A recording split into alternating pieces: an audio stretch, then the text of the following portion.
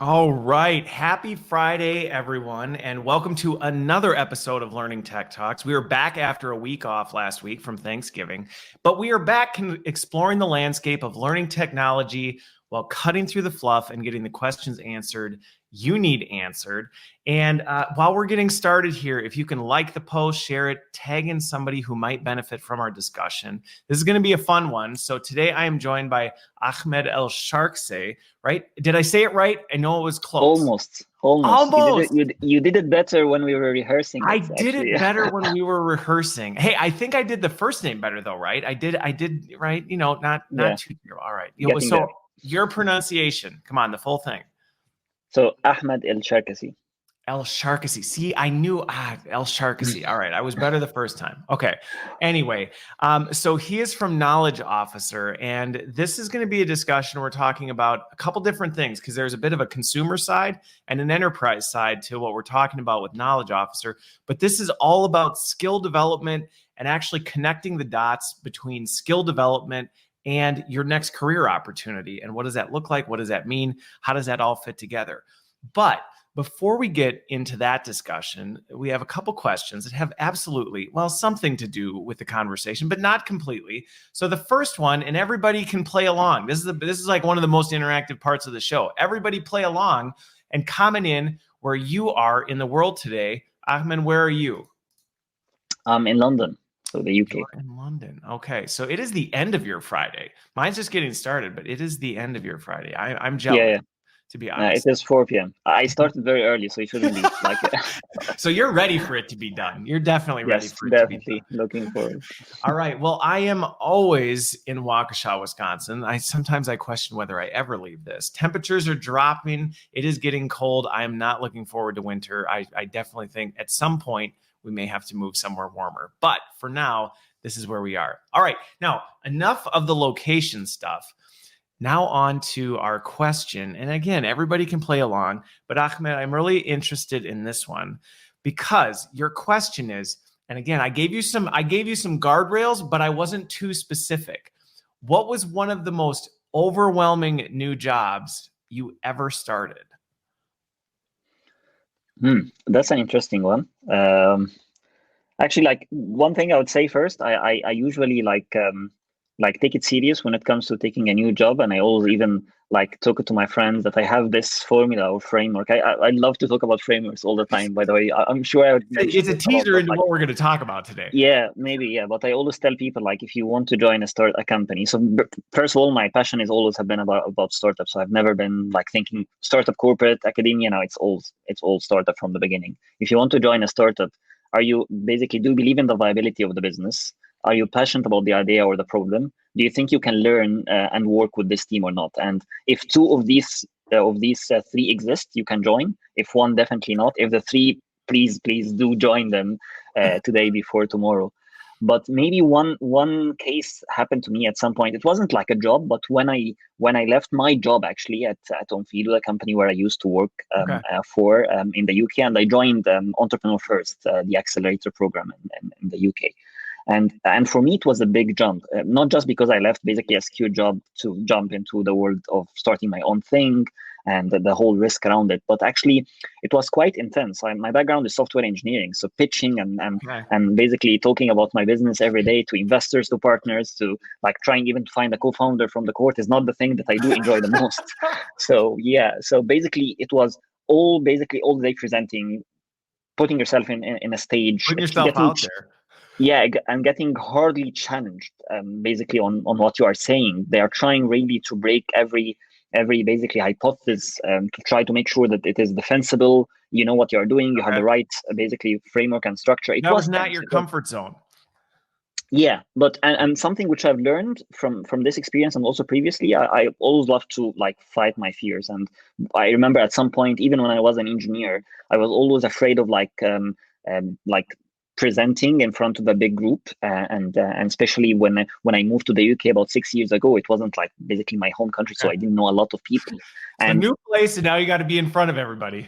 exactly. So the way I did fight it, and this was maybe like 5 years ago, I sent an email to my manager just without thinking. Hey, I want to be presenting in the next tech talk in 2 weeks time. I have a presentation and I have a topic, and that's it. I send the email without even rethinking, and it was very good. Before you could hit the Exactly. no, don't do it button. Yes. Okay. I like it.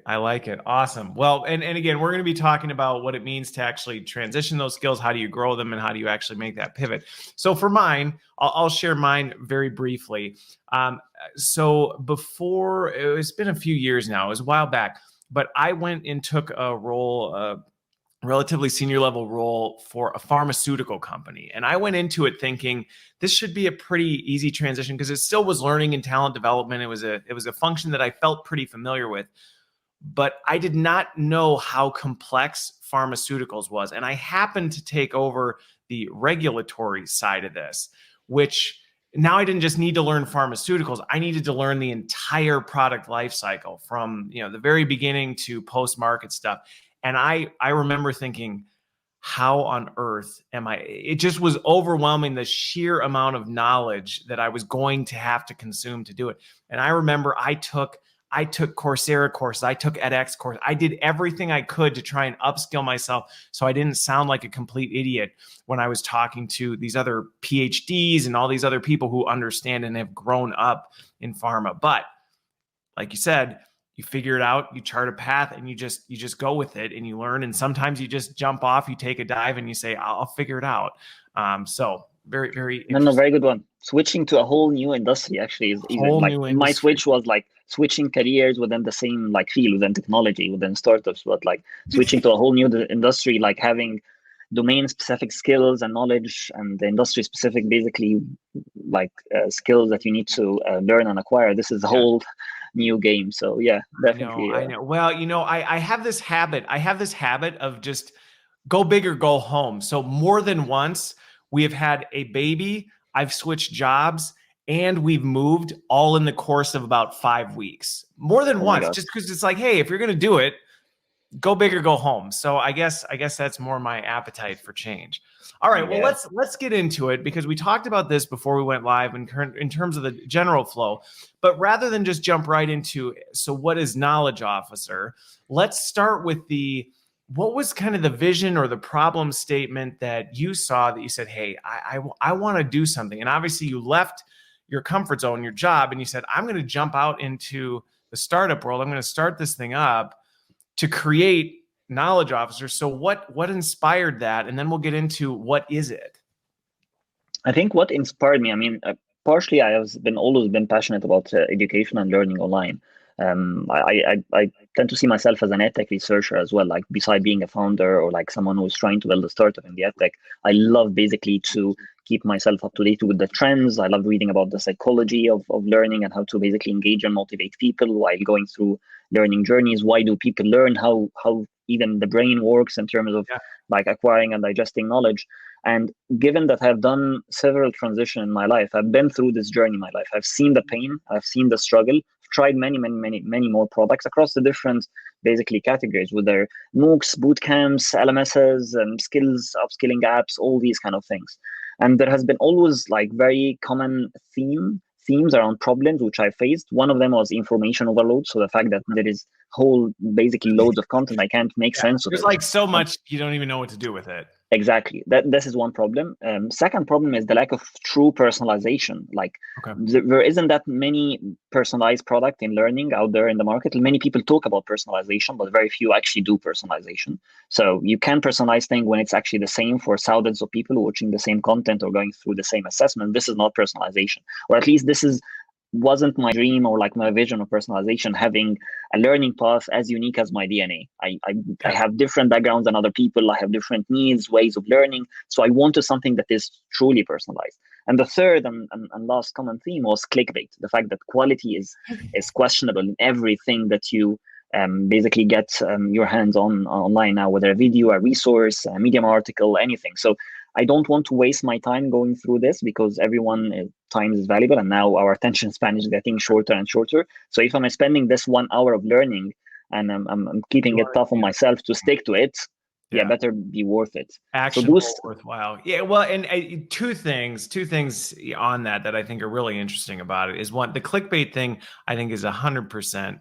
You see a lot of this stuff that's like, well, here's 5 tips to do this. And you're like, well, okay, but is that really giving me what I need to actually move in the right direction? Or is it actually going beneath the surface? Because it's one thing to say these top level things that you could just make up off the top of your head. It's another thing to say, well, what actually goes into that? And then your point about personalization, I actually did a keynote on just that topic this week because it is a term that is being thrown around. To me, it's one of the new buzz terms in our space. And there's a lot of nuance behind it. I think that's one of the biggest things. It's not necessarily that something's wrong or bad sometimes, but there's nuance to it. And when you say hey, we're personalizing this, that could mean a lot of different things. But to your point, the aspiration, which we should be getting to, is this, like you said, the DNA of it. What is this unique person's DNA? Because everybody's is completely different. And I think historically we've avoided this, not because we didn't want to, but it was much, much, much harder, especially on the corporate side. You're trying to do something for 10,000 people. I was in a conversation thread on this on LinkedIn this week. You try and personalize for 10,000 people. You try to do that 10, 15 years ago. That is not easy. It was almost near impossible. The thing is, the rules have changed. Technology has dramatically changed that. And I think that's one of the most exciting parts about where tech is going in this space is we really can start to truly assess somebody's DNA, their skill DNA, their career DNA, and actually prescribe and say, here's what you need. And this is personalized specifically for you. Yeah, and one thing here, just as well for the benefit of the audience, it's not just for the love of technology and making things sophisticated. Okay, let's use technology because it's now better, so we can use it to personalize things. It's actually because, like, if you think about it, even from your experience, the best experience you have in learning, even offline, has been personalized. You were talking to a mentor one-to-one, you were exchanging questions. He would or she would know whether you digested the knowledge or not. He would pivot or she would pivot basically the way they presented the content to you. So the best experience tend to be personalized. You're just trying to basically build this using technology so that you can build it in a way that would scale and would suit basically the online environments that we are now all like using it day to day. So yeah, it's a really important point, and I think personalization has now just, again, it's a term, but so that to your point, it's not new. It's not like personalization just came out of nowhere and we had no idea what this was before. We didn't really know that it worked, or it didn't work before, but now it does. Yep. I think to your point, anybody who can think back to what was the most impactful learning experience you went through, well, it was one that truly met you where you were and then carried you to where you needed to be in a way that was truly distinct and unique to your needs. And I think that's, to your point, technology is an enabler of that. The other thing that we talk about a lot on this show is the fact that it's not the flip of a switch. You don't just say, hey, here's tech, turn it on, and now magically personalization happens. But definitely there. Okay, so anyway, see, now I told you, we're just going to keep ripping through this. So then, all these great things, those 3 core things, you said, you know what, knowledge officer, I'm going to make this thing. So what is it? What is it? It is a combination of tech. It's a combination of personal. It's a combination of, what is it? What is your elevator pitch that you've been building those skills for? So when we started initially, and we had definitely like a pivot in the middle at some points, or like basically more of like focus on a specific area. We started with like basically solving these problems. So trying to organize the words knowledge, adding context to content. We used to say these kind of things, and helping people learn in an environment where basically we care about quality, we care about personalization, and we care about learning that matters to you. And then after a while, we saw that there is a huge problem when it comes to learning, basically motivation. And we have seen the reports from MOOCs about completion rates, and basically big MOOCs having like 5 or 3%. Oh my God, like how they are living with it. How can we build platform and keep bragging about having 50 million users and let's say 10 million active on a week by week basis, but no one of them are actually finishing a course till the end. So we started to pivot into the idea of career-oriented learning, of like learning that matters for your career, which fits under a bigger umbrella of like goal-oriented learning. What is your goal of actually going through the learning journey? And then our vision became, we want to help people find the shortest path to employment. So employment is very, very important for many people. Nowadays, it's even more important I was post-COVID, going to but like say it has 2020 and everything going on right now, I have to imagine that need has jumped big time. exactly. But like, if you think about it, like even 10 years ago, like what are you thinking about day and night? It's like my career, my job, what's next? How do I get the first job after I graduate? So finding a way to give you a clear and short path to getting a job, whether it's your first job, whether you are switching from a career to another, whether it's a promotion, is basically the essence of what we do. And we are trying to do this with data and personalization so that it is efficient and it is scalable. If the way also we tend to talk about it in terms of like similarity of other products, if you think of Google Maps, basically you put the location and you put the destination, and then bang, you are there in the most efficient path. This path has been tested over millions of commuters. It keeps track of like any roadblocks, any weather conditions. You even tell basically the product whether you want to go cycling, walking, so it gets your pace as well. And these paths keep And it's changing truly based on other. personalizing your path. Exactly. So I'm that's more of a what. Waze guy myself. But yes, I completely Sorry. understand. Yeah. Right. From a personalization standpoint, your goal is, just to reframe what you're saying, is to help people say, I'm trying to get from point A to point B in my Yes. career. And Yes. this is who I am, what's important to me, what I want to do. This is it. And then you're saying, hey, here's your pathway. This is this Yes. shortest path between here Yes. to get to that. Yes. Yes. Okay. Instead of having like circular loops, this is something I've did. Like I may have done the transition from software engineering to product management in maybe a year. Did I do it right? Obviously not. I didn't have help. I didn't have support. I kept like looking for random pieces. I may have read like tons of books, which has never been useful to me. I might have tried to acquire skills that no employer are looking for. So I didn't have any data that backs and informs my learning journey. So maybe this 1 year could have been shortened into 6 months. Maybe I could have applied for jobs that have more transferable skills to what I have. Maybe I've been looking more into my industry than completely shift into a different industry. Like this is what data can tell you, especially if you have like more and more of it. Well, and that to me is one of the exciting parts about this, because historically, and I want to talk about kind of the genesis of where this came from and how things are shifting, because we talked about this before, that this has shifted quite a bit. But one of the other shifts is, historically, the way you learn this stuff was through the school of hard knocks. And that, to your point, was, I can think even in my career, how many times, like you said, I thought, okay, I'm going to do this and I'm going to learn this. And then you realize that was a dead end. I went down that. I spent all this time, all this energy learning these things, trying to do this, getting this certificate or completion, only to realize, well, that didn't do anything for me. And then you come all the way back and then you do this, versus building those connections and saying, hey, I have this. How does that connect over here? What is my next pathway? How do I jump around? And to your point, the beauty of tech and data is we can learn from this stuff to say, this is the shortest path for that, versus guessing. And some people get lucky. Some people make a few less steps. Other people land in the pond and it doesn't go well. But the other and thing, imagine also, sorry for the no, interruption, go for it. Christopher. This is a conversation, right? So we're Yeah, interrupting each other. You mentioned a very, very good point, Christopher. So actually on your note as well, even more importantly, imagine that I could learn, like imagine that you have done this transition 1 year ahead of me. I could basically get some data that informs my journey to benefit, to build on top of your shoulder, basically. So you have similar profile to me.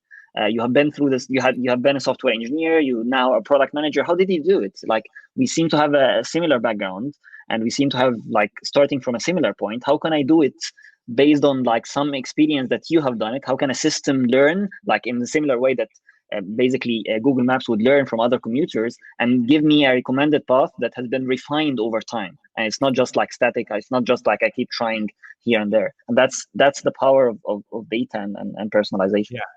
And one of the things that I will just add to this piece that just needs to, we talked about this a little bit before, but there are certain things we need to unlearn or we need to just put behind us. And Yes. one of them, because I remember this mindset used to run rampant. I see it less, but I know it still exists, is this idea of, well, I made it, I've done this. other people should learn the hard way because I had to learn the hard way. And really, that's got to go. This idea of, well, I learned it hard, so everybody else does too. Forget that. If what you learned, and that's what, again, machines don't have that emotional defensiveness to say, well, I don't want to share the data, which is one of the benefits, is it can say, well, if this is what we've learned, why not share it with everyone so they can all benefit from it? Yes, indeed. Okay. 100%. So with Knowledge Officer, though, there's two sides of it. There's the consumer side, and then there's also the enterprise side. So talk a little bit about what are the different focus areas of those two, because I think for job seekers or people going, hey, I'm looking to do my next thing, this doesn't necessarily have to be something that's I have to wait for my company to engage with something like this. That there is a whole arm of that, and sometimes with guests, there isn't. It's a corporate solution. You have both. Yeah, exactly. So we started with the B2C side, and we started with focusing on helping people basically bridge their gaps towards landing a job. And the way we tend to measure impact on that is actually job placement. And that's something which I want to shed the light a lot on, is one thing which we miss in the industry. And that's something I'm very passionate about, is like how do we measure the impact and the efficacy of our learning journey? And how do we make sure that we use the right metrics and KPIs? Because we could be very delusional if we just keep activity and weekly active users, or even worse, caring about acquisitions and how many people we are signing up every week. This is not how we tend to measure impact or efficacy in a learning environment or an edtech. This is different than other industries. Other industries might care about different things. Activity might matter more. Signups might matter more. Transactions might matter more. But for learning, especially for career-oriented learning, and especially nowadays where people tend to learn less, by the way, the shifts or learning just to expand my horizon, basically your grandfather and my grandfather used to basically read every day and night and read about different topics. This is not how people do things now. People are distracted. They have very short attention span. Learning has default cognitive load. So people need learning that matters, that would really make even economic shifts to their lives, so that they would justify the 1 hour, 2 hour that they spend every day or every week, because it matters, and they can see really the impact, and they can visualize it. Even in this product that they are using is communicating this on a regular basis, and not just trying to gamify things. Hey, I got a badge. Hey, you have credits. I think this used to work, but nowadays it's working less. If you think about it, though, this is something that's almost grown out of need. When you really break this down, it's grown out of need. 40 years ago, the skills weren't changing at the pace they were. Information wasn't as readily piling on top of you. And so there was more room, if you will, to say, hey, I actually may have a hunger or a need to just grow and expand my horizons just for the sake of expanding my horizons. But now everything is pushing that at you at all times. And so from a capacity standpoint, you do almost have to just filter this down and say, I don't have capacity to sit and just kick back and sit in a beanbag chair and expand my horizons.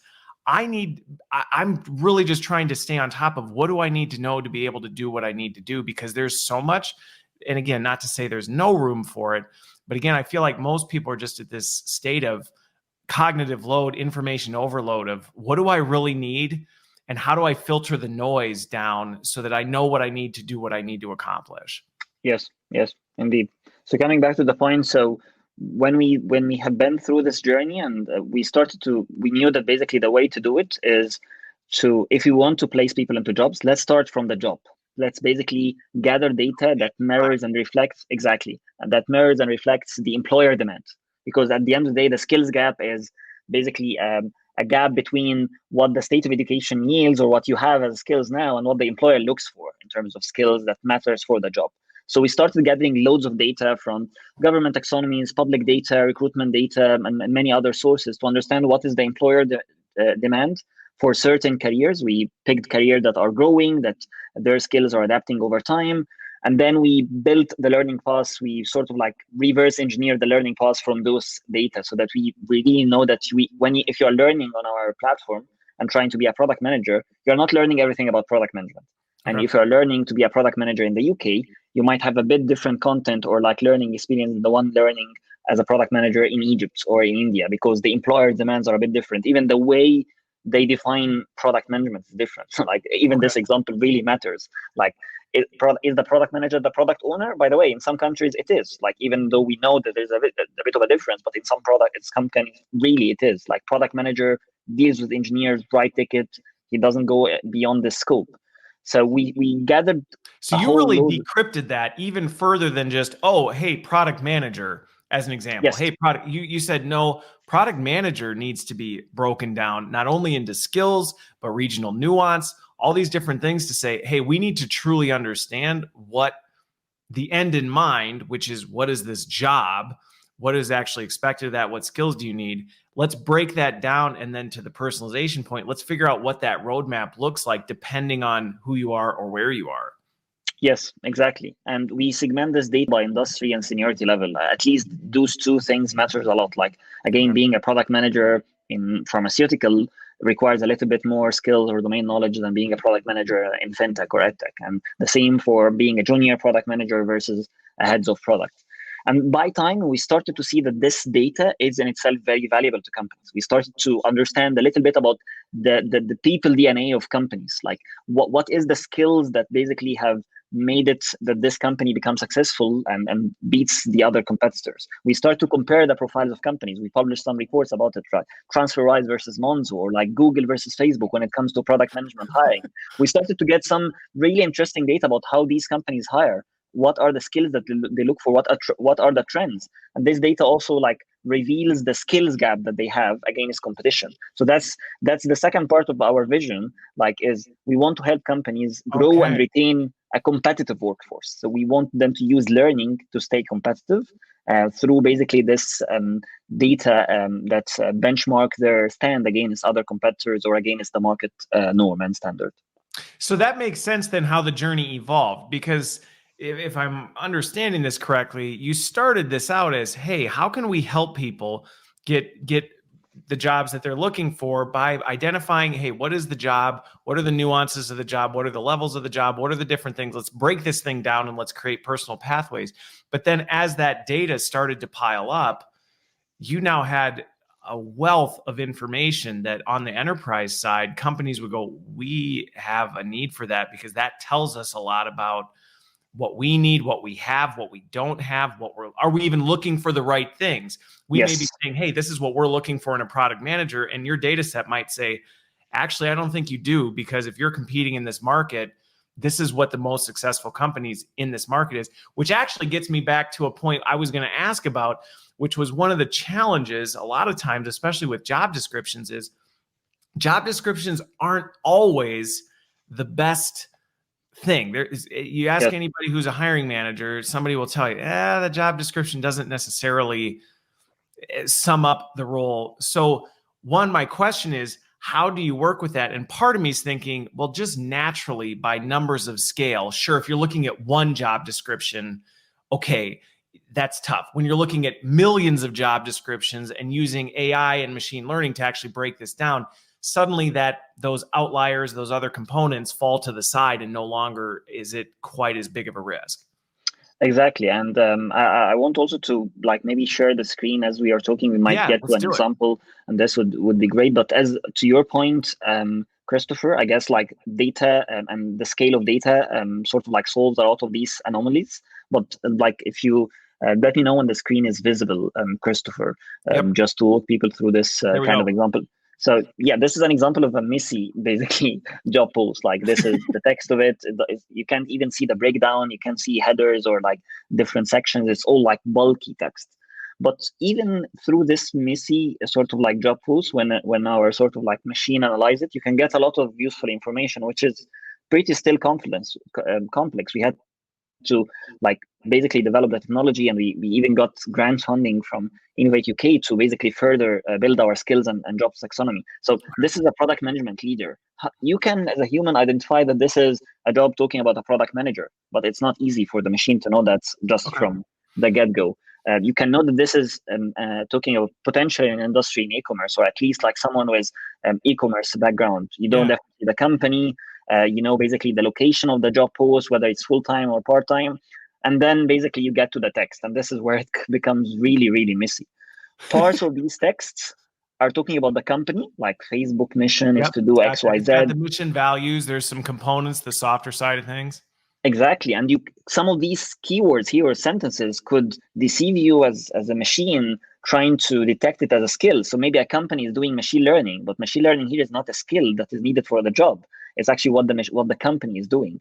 But let's take this example here. If you go to this line, for example, you will expect to invest in the development of your team, help to define clear development plans. So this is when it's talking about the job responsibility or your Yeah. task if you were to take this job. Hiring and coaching, scaling organization, like all these kind of things we can extract from the job post. We can remove the noise. We understand what are the right sentences. And then we understand, okay, for someone to excel in this job, what do this person need to have? What are the job tasks, as we call it? Like if you know XYZ, if you can hire and scale a PM team, if you can develop clear development plans and communicate it to stakeholders, okay, you should get the job. But we don't stop at this point, and definitely we don't stop at one job post, because we have millions, Right. and we have also millions segmented by the company as well. So we know what Facebook hires. And if we compare this to existing product managers at Facebook, so if we compare this to data that we retrieve from CVs or LinkedIn profiles, we know what actually worked as well. So it's not just the promise that this post is telling you. You Okay. have profiles with So people. that's getting to the point of how do you counteract? This is what the job description says versus what do people actually doing or how are they describing it? And so you're actually capturing multiple data points to actually Yes. validate this stuff at scale. Yes, exactly. So you are taking this job post and millions of others, looking at the company to segment it right, looking at the industry, understanding this is only for senior product managers through the title and maybe also like a mention of the years of experience, compare it to existing product manager or senior product manager at Google who got the job before, understanding their skills profile, and even better, if you have some of those product manager at Facebook on the platform Knowledge Officer, you can learn a lot more about them because we have skills assessments. So we can really prove they have what they say they have, and we can know a lot about their skills profile. Okay. Well, that was extremely helpful breaking that down. I think because not only is it helpful to understand what Knowledge Officer is, but if anybody's watching this, that's a very valuable exercise that you can do to actually understand, hey, if this is something that I'm looking at, or this is a job I'm interested in, how should I be looking at this job description? And what are some of the other data points that I can be looking at? Now, I think the thing that you truly have to understand the value of tech in this to really go, wow, holy moly. Because if you think about that, looking at that, and we might say, well, 20 years ago, why didn't we do this? Can you imagine trying to read manually, you, Ahmed, reading a million job descriptions and then trying to analyze all that and objectively, there's just no way, there's Yes, just no way you could do it in that you would be dead before you got through that exercise. And I think that is the power and the beauty behind this technology is you can now scour and use NLP to analyze all these mass amounts of text. You can tweak the algorithm to know, hey, how do you read this? Because again, to your point, the unique side of people is we can look at that and go, this is how this actually means this. And you can then train that algorithm to figure that out. So I think it's fascinating that you've been able to do that. But again, I think there's also some very pragmatic things that can help people say, hey, if you're looking for a job and you're looking at these types of things, this is how to do that and how to validate that. Exactly. And yeah, one thing which we have been discussing as well before, Christopher, is actually, the way, I mean, I've recently been writing a bit about like applying for jobs. I know lots of my friends and colleagues are applying for jobs now and thinking about basically the next career, whether they have been laid off, furloughed, or even like basically at risk and thinking about what to do next. You need to think like an employer. So you need to get into the employer's heads, like those people who are writing this job post and trying to hire you. Like you need to think, what is it that they are looking for? Most probably they are looking to get the job done, right? That's the essence of like opening, basically a hiring. There's a opening problem. If a job's opened, some hiring manager is sitting there going, I need someone to do whatever. And that's the genesis of it. And you've got to get in there and figure out what is that and how can I either have the skills to do it, build the skills if I don't have them, and then also tell that story of I can solve that problem for you. Exactly. So as you said, you can look at the job post to understand what are the tasks, what are the abilities that I should have to be able to do the job. You can look at other people in the same department in the company to understand what their profiles look like, even at small scale, definitely not accurate, very hard, but you can do that. And most importantly, you need to showcase some evidence around your ability to basically perform those tasks. It's not only about your CV, because like Yeah. there is a lot of biases when it comes to CVs. And if I see a CV of a product manager applying, let's say in this example, and I'm looking for a product management leader, right? Facebook was looking for a product management leader. Okay, how many years of experience? 2. No. But like if you have a portfolio of products that have been showcasing your impact as a product manager, even if you have 2 years of experience, if you show evidence, even like writing about what you have done, or like joining talks like this, or like building some products on the side, like this tells a lot more than what a CV can tell in a text, or even a cover letter, or whatever it is that you are trying to use. So like innovating beyond the CV and trying to like build a portfolio is something very, very important for any job seeker nowadays. I I agree with you on that, and I think one of the things that's interesting is one of the things you said that I'll hit on is right. The years of experience thing can oftentimes throw people because they'll look at it and go, I only have, to your point, 2 years, and this is 5 or 10. But the thing with it, and I think this is a message for hiring managers too, is you do have to be really careful because somebody may have 10 years of experience, but that may be 1 year of experience on repeat 10 times versus somebody who's had 2 years of experience, but it is dynamic, diverse, right? They've done all sorts of different things. And you go, that person probably could blow the 10 years of experience person out of the water. And again, not to create any sort of bias on either side, but it's just one of those, you can't just, and I think this is the important part of even what you said about the job post. You can't look at one data point and say, oh, this tells me the whole story. No, it doesn't. What are the other elements? And I think as job seekers, how are you telling that holistic story? How are you showcasing that holistic story? But then also as job leaders looking for people, how are you thinking differently about it? And what other points are you considering? Yes, 100%, Christopher. Okay. So, but let's talk a little bit about this process piece, because one of the things that I brought up before we went live that I was curious about is I did a stint in higher ed, and there's two challenges that I see, and I'm sure you have to face some of this stuff, is one, this whole shift from skill capability showcasing versus certificate or diploma. I did this thing, I got a diploma, therefore company, you have to hire me because now I have this thing. That's fading. And I know higher ed is struggling with that. A lot of industries are struggling with that as they figure out, well, how do we now make this shift? But that's also affecting employees because they're thinking, well, so how do I make this transition? So I'm sure people who are using your platform or people you're working with are going through that. And then the other one is setting that expectation or helping people understand that they're just like, you can't just look at one data point. You can't just do one thing and expect outcome at the end. Oh, I did this learning path, therefore somebody's going to hand me a job because I did it. Because that's the old way of thinking, which is, oh, I do this thing, I get a diploma, I get a job. You can't apply that into this new world of, oh, I did this personalized thing, and so therefore X, now I get a job. Correct?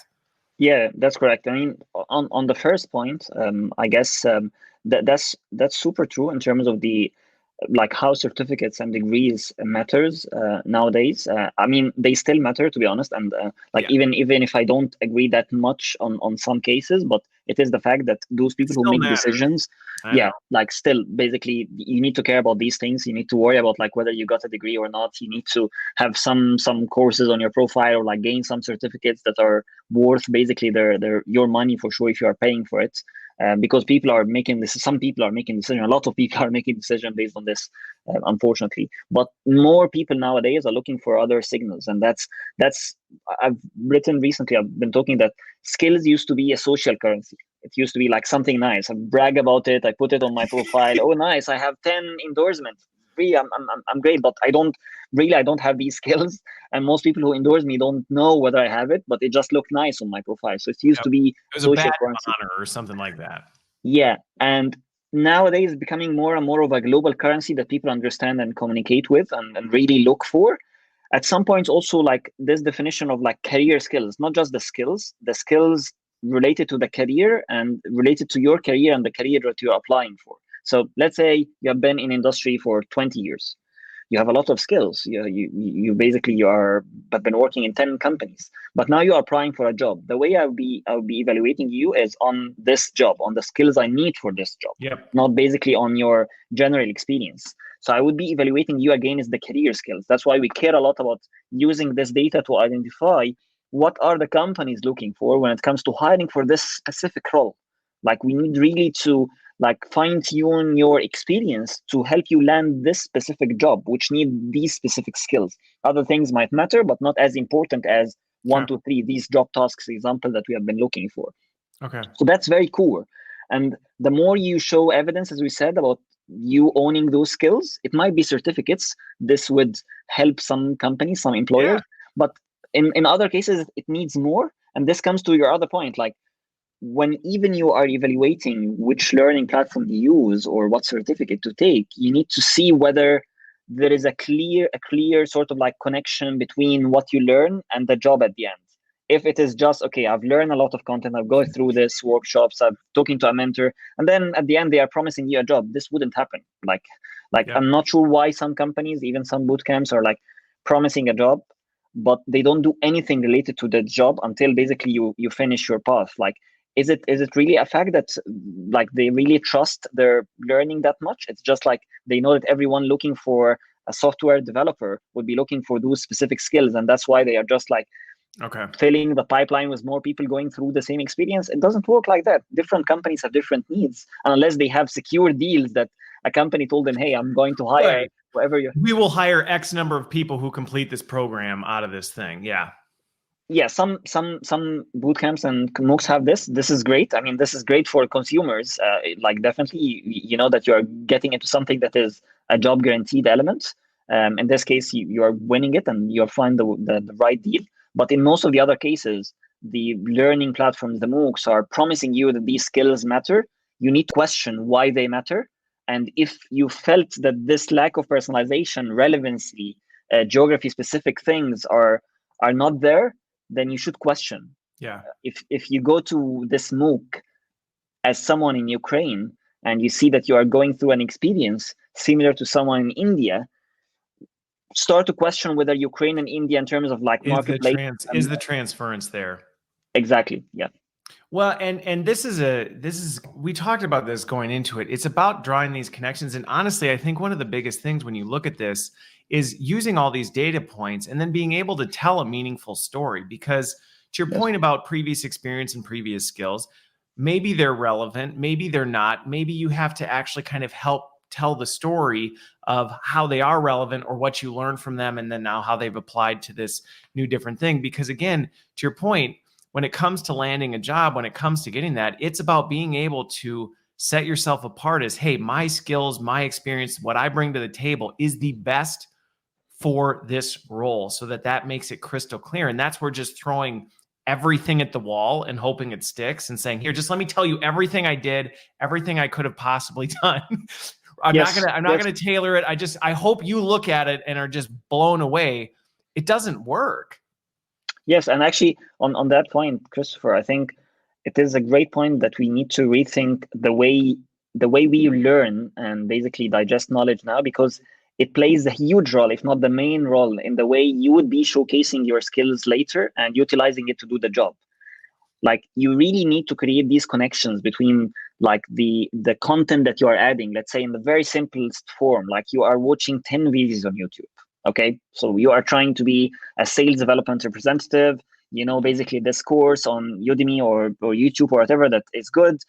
It has 10 videos or 10 pieces of content, and you read these contents. If you are not basically building connections between what you read, if you are not connecting the dots between the role of the sales development representative and how he basically informs or like build a sales pipeline, and how this lead is getting passed to another, like someone of another role of like what does the account executive do after the pipeline or the lead is qualified. If you are not connecting the dots, you're just adding content, you're just adding nodes to your graph, but the nodes will be in the voids.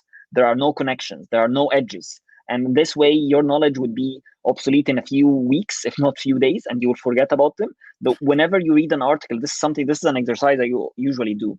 Like this is a very simple thing that everyone can do, even like just directly after the talk. Whenever you read an article, like focus not just on like digesting the information in the article, but while you are reading, try to relate it to something that you have read in the past, either to connect it to a specific node, or to replace it with the nodes, or to like remove another node and replace it with it. So if I'm reading about product strategy, let's say, and the way I used to understand product strategy is that product strategy is a document with some sentences about what this company should be doing.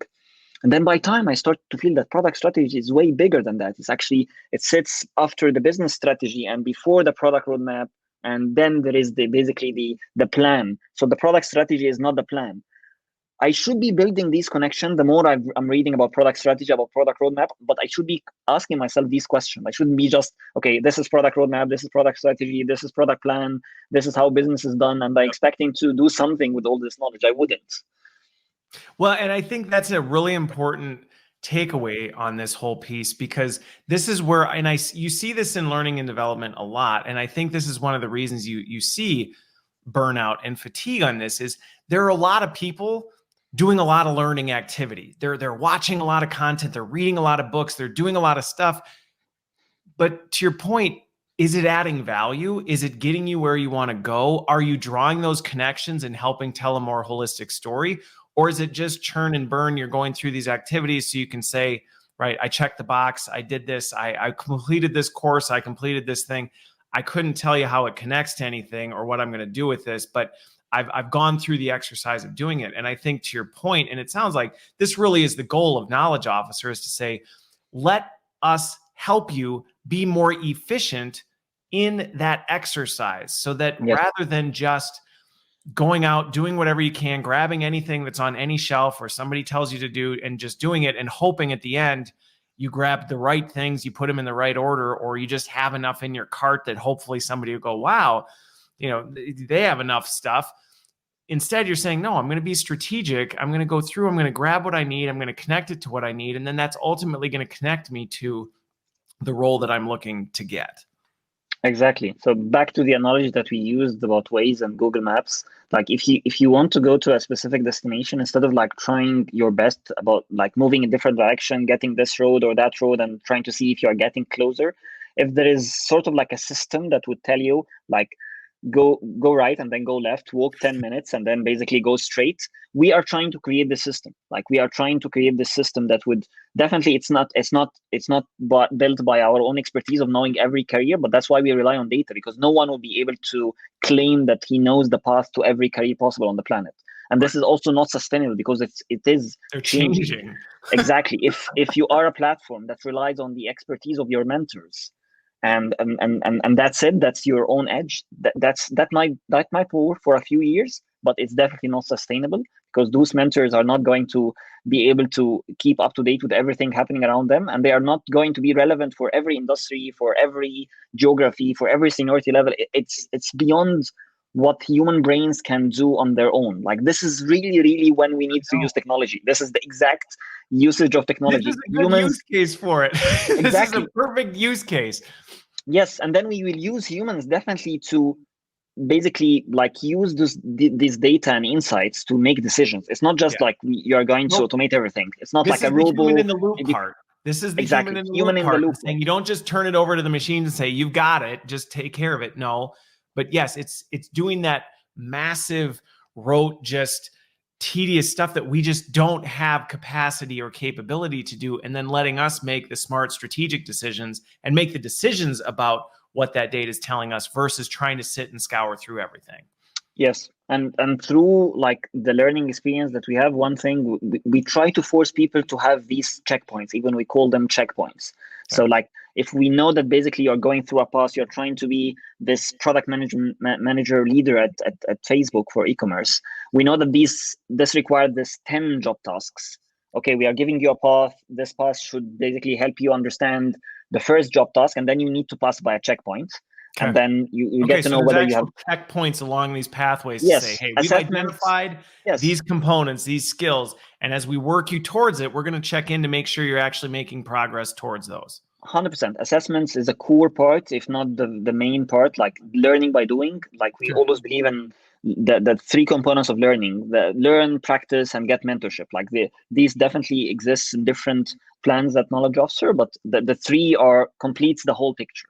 You talk Okay. to a human experts to give you mentorship, you practice what you learn, and definitely you have access to material, whether videos, podcasts, articles, whatever the Okay. format is. So as part of that trifecta, then, if I'm understanding you correctly, the pathways actually have that trifecta built in, because that is, Yes. in my opinion, this is one of the areas we haven't always done a great job, is this assumption that, well, people, they read the stuff or they watched the stuff, so they have the skills. Well, not necessarily. If they haven't done it or somebody else hasn't given them some feedback or coaching or development along, we don't know. And I actually have seen this where we've actually, in many cases, created a massive Dunning-Kruger effect. We have a bunch of people who think they're experts at everything, and they don't actually know how to do anything, because it's just, well, you've watched a bunch of videos or you've read a bunch of articles, but you haven't done it. We don't really know. So it sounds like these pathways are also designed to not only build the knowledge, but the actual skills behind, you can do this, and you're getting feedback along the way. Yeah, 100%. I guess the word skills and required skills and these things are the most common words within the team. We always talk about it. Like content matters, but it is not as important as focusing on skills and proving those skills through authentic assessments. And it's a very important thing to understand also how you are building assessments and whether they are proving it or not, whether they are proving what they should be proving or they just score people high because like they could be faked or they are too easy Right. or they are just like multiple choice. But on your point earlier, I 100% second you, Christopher. I guess like the highest, in my view, the highest level of mastery about a topic is knowing what you don't know. So being able to really understand what you lack and what you don't have and build a path toward having this. This is really the mastery of a topic. And that's why most of the amazing experts are super humble. And if you talk to them, they feel that they they talk to you as if they don't know like this massive information and expertise about a topic because they know they still lack a lot. Yep. They see far ahead in the future and you can see it now. You think you're an expert, but very few people are actually experts.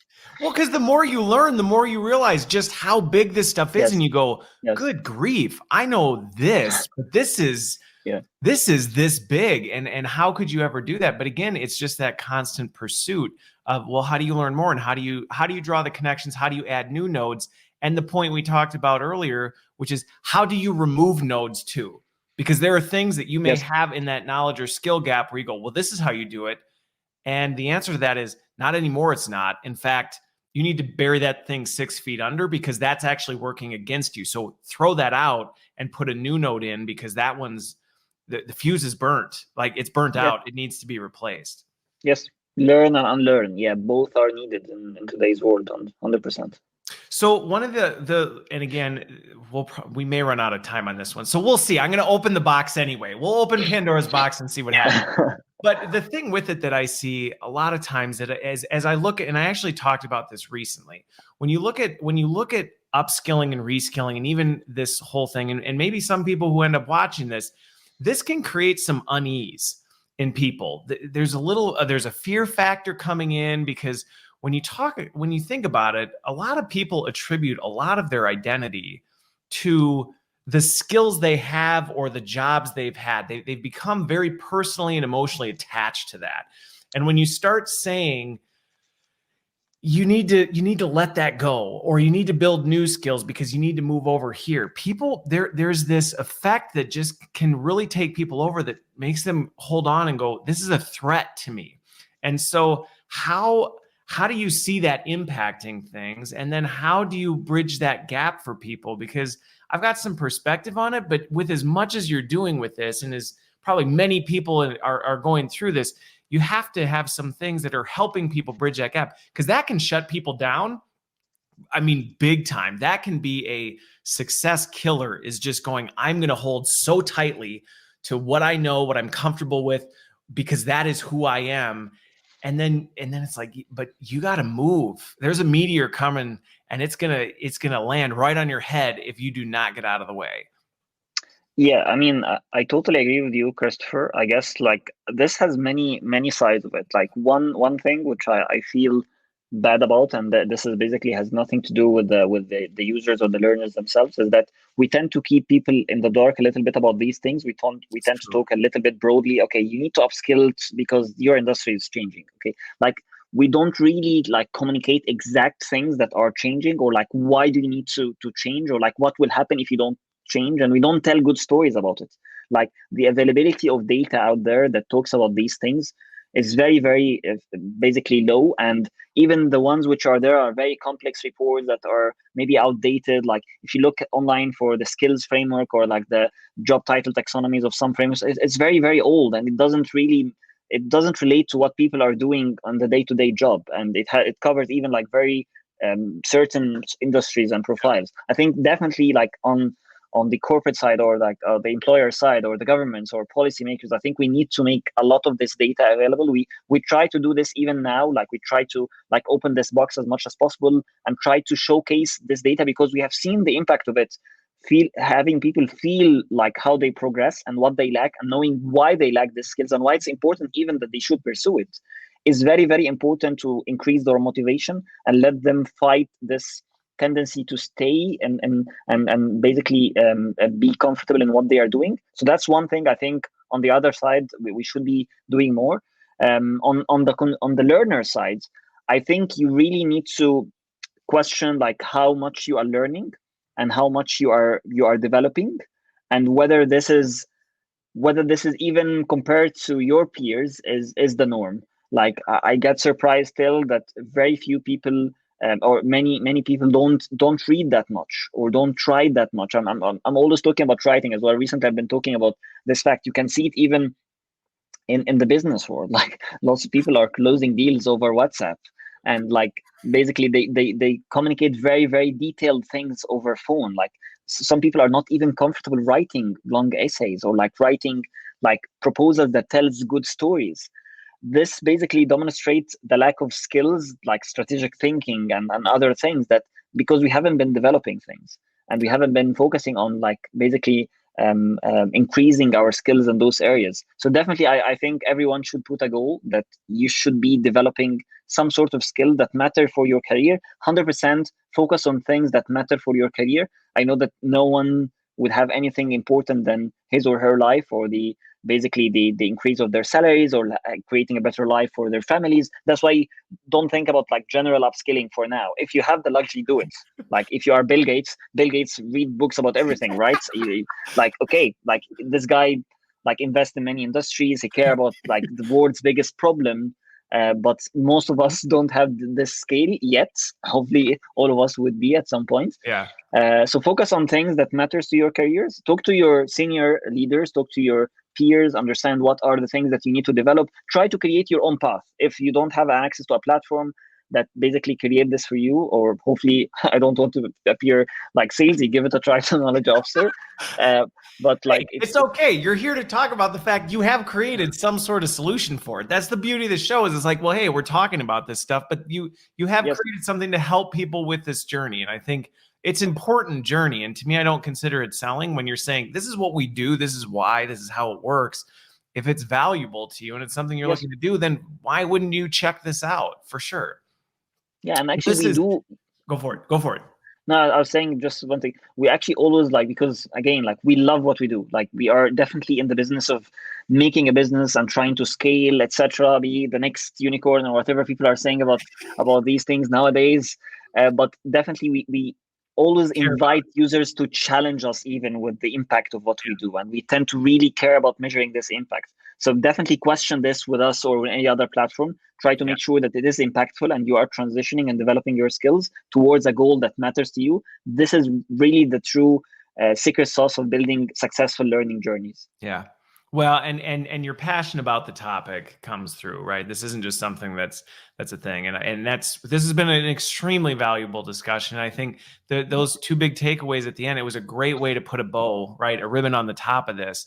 Was one, as employers, I agree, as learning leaders, as HR leaders, as business leaders, we have to do a much better job of telling the stories of where we're going as an organization. What does that mean from a job standpoint? Remove that fear, because the reality is when people don't know, they fill in the gaps, and the stuff they fill in the gaps with is not positive ever. Yes. It's never, oh, let's assume the best. It's always this is going to be terrible. They hate me. I'm going to get fired. That's where people's heads go. And when we can tell the stories and fill those gaps, we can really make a big difference. But to your point, for those who are employees or job seekers or whoever you are, what are you doing to constantly push yourself forward? And that is work. And there's no easy way to say, oh no, it doesn't have to be work. No, it is work. It's work, but it's valuable work. Just find the right tools and the channels to do it as efficiently as possible. And I think there's a lot of great solutions. That was one of the ones we wanted to talk about today. So this has been great. And we are out of time. We could keep going. We managed to close Pandora's box, in a relatively good time frame. We could have kept going. But for those of you watching, thank you so much for being here. Thank you for joining me, Ahmed. And I just appreciate your time and everybody watching. Hopefully you got something valuable out of this. Have a great rest of your Friday and a wonderful weekend. Thank you, Christopher. Thank you all, guys, for listening.